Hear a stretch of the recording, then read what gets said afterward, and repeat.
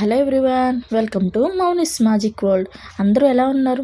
నాకైతే హెల్త్ బాగాలేదండి. నేను వీడియో స్టార్ట్ చేసిన దగ్గర నుంచి జలుబు దగ్గు ఉంది. దానివల్ల ఫీవర్ వచ్చేసింది 3 days. అందుకే వీడియోస్ పెట్టలేకపోయాను. ఇప్పటి నుంచి నా వీడియోస్ రెగ్యులర్గా మీకు వస్తాయి. నా వీడియోస్ ముందుగా మీకు రావాలంటే సబ్స్క్రైబ్ చేసుకోండి. ఈరోజు రెసిపీ ఏంటంటే చుక్కకూర పాలకూర పప్పు.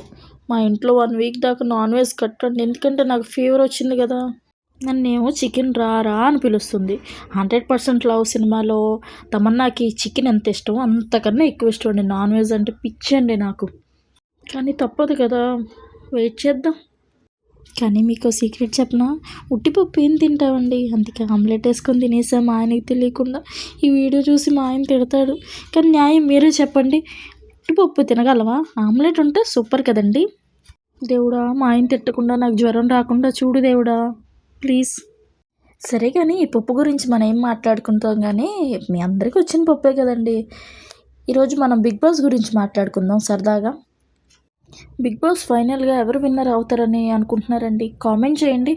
నేనైతే కళ్యాణ్ అనుకుంటున్నా. కళ్యాణ్ చాలా స్మార్ట్గా ఆడతాడు గేమ్స్ అన్నీ. ఫిజికల్గా కూడా కళ్యాణ్ చాలా బాగా ఆడతాడు. కళ్యాణే గెలవాలని కోరుకుంటున్నాను. బిగ్ బాస్ సీజన్ 9లో కళ్యాణ్ గెలిస్తే చాలా బాగుంటుందని ఫీల్ అవుతున్నాను నేనైతే. ఎందుకంటే ఒక కామన్ మ్యాన్ గెలిస్తే బాగుంటుంది కదా.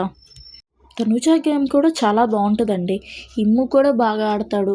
ఇప్పుడు పవన్ అయితే ఈ 1 week చాలా బాగుంది తన ఆట కూడా. ఫిజికల్ టాస్క్లో నా 3 stars తనకే వచ్చి సూపర్ ఆడుతున్నాడు ఫిజికల్ టాస్క్ అని.